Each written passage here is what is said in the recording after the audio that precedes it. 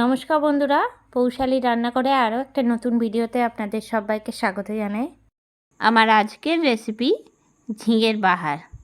ঝিঙে দিয়ে কিন্তু আমরা সাধারণত অনেক রকম রেসিপি খেয়ে থাকি, কিন্তু এই ঝিঙের বাহার তৈরি করতে খুব কম উপকরণ লাগে। মাত্র দুটো উপকরণ দিয়ে কিন্তু এই ঝিঙের বাহার তৈরি করে নেওয়া যায়। তাহলে চলুন দেখে নিন আমার আজকের রেসিপি ঝিঙের বাহার।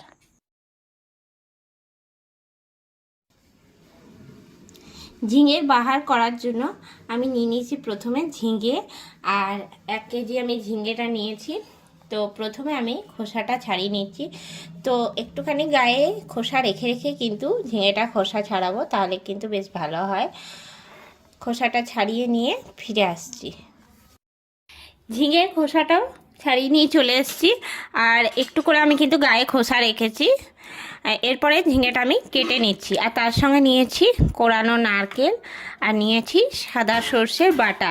আমি 4 চামচ সাদা সর্ষে বেটেছি, তার সঙ্গে দিয়েছি একটা কাঁচা লঙ্কা আর অল্প লবণ আর কাঁচা লঙ্কা দিয়ে কিন্তু সর্ষেটা বাটলেই ভালো হয়, তাহলে যে তিতকুটে একটা ভাব থাকে সেটা কিন্তু একটুও থাকবে না। ঝিঙেটা আমি এরকম করে কেটে নিচ্ছি, আর খুব বড় যদি ঝিঙেটা থাকে তাহলে কিন্তু মাছ বরাবরও আরেক ফালি করে নিতে পারেন। আর ঝিঙে কিন্তু খুব তাড়াতাড়ির মধ্যেই কিন্তু সিদ্ধ হয়ে যায়, তার জন্য আমি খুব বেশি কুচি করলাম না।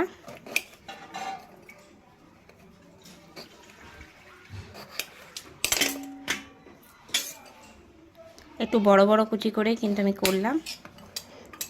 এরকম করে আমি কেটে নিচ্ছি সবগুলো। কিছুটা ঝিঙে আমি এরকমভাবে কেটে নিয়েছি। এরপর আমি রান্নাটা শুরু করছি। কড়াই চাপিয়ে দিয়েছি, আর কড়াইয়ের মধ্যে প্রথমে আমি দিয়ে দিচ্ছি সর্ষের তেল। এই রান্নাটা করতে খুব একটা বেশি তেলের প্রয়োজন হয় না। দিয়ে দিচ্ছি এর মধ্যে গোটা জিরে 1 চা চামচ,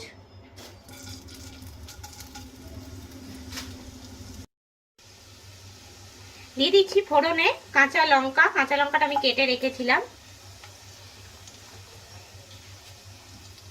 ফোড়নটা খুব ভালো করে রেডি করে নেব।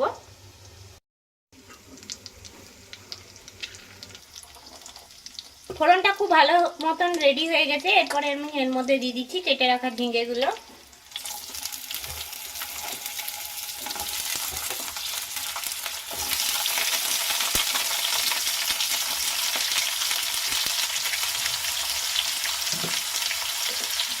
দিয়ে নিয়ে আমি নাড়াচাড়া করে নেব।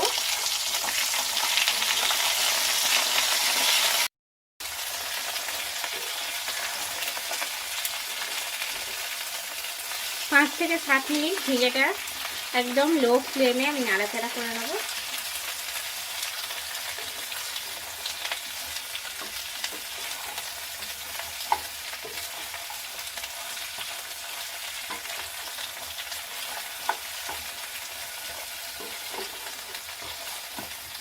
এর মধ্যে দিয়ে দিচ্ছি হলুদের গুঁড়ো। এই রান্নাতে খুব সামান্য পরিমাণে আমি হলুদ দিলাম, এই কারণে রান্নাটা একটু সাদা সাদা হবে তার জন্য। এরপরে দিয়ে দিচ্ছি লবণ, আন্দাজ মতন। দিয়ে দিচ্ছি কাশ্মীরি লঙ্কা গুঁড়ো 1/2 চামচ। সব কিছু দিয়ে নিয়ে নাড়াচাড়া করব।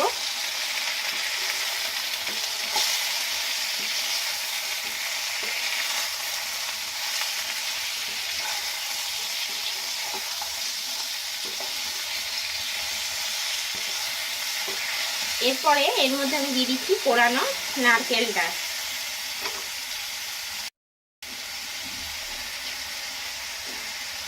নারকেলটা দিয়ে নিয়ে নাড়াচাড়া করে নিচ্ছি।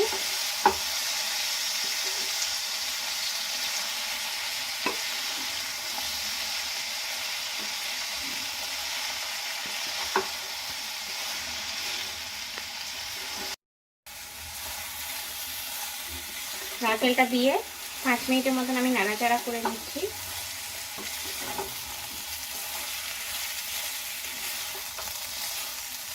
এরপরে আমি এর মধ্যে দিয়ে দিচ্ছি জল।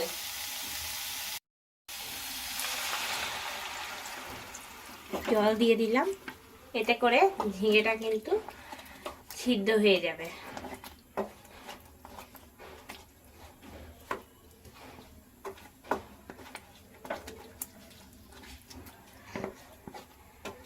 এরপর আমি এর মধ্যে দিয়ে দিচ্ছি বেটে রাখা সর্ষেটা।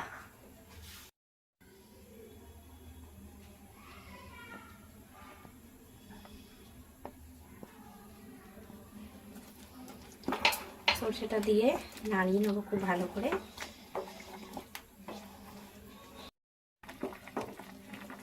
খুব ভালো করে এটা ফুটে উঠেছে। এবার আমি এর মধ্যে একটা ঢাকা দিয়ে দিচ্ছি। এবার ঢাকা। 15 মিনিট পরে আমি ফিরে চলে এসেছি, আর এখন ঢাকনাটা খুলে নিচ্ছি। জলটা কিন্তু অনেকটাই শুকিয়ে গেছে, আর ঝিঙেটাও কিন্তু সিদ্ধ হয়ে গেছে।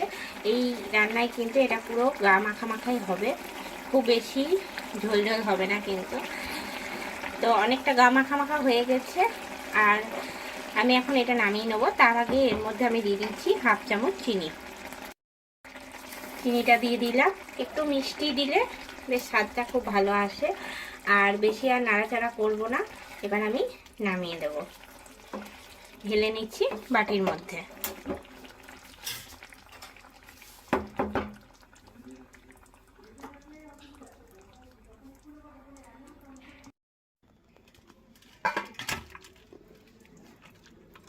খুব গরমে কিন্তু পেট ঠান্ডা রাখার জন্য এরকম ঝিঙের বাহার খেতে খুব ভালো লাগে।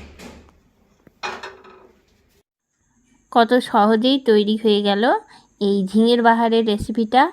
আর এই রেসিপিটা কিন্তু ভাত বা রুটির সঙ্গে, পরোটার সঙ্গে খেতে খুবই ভালো লাগে।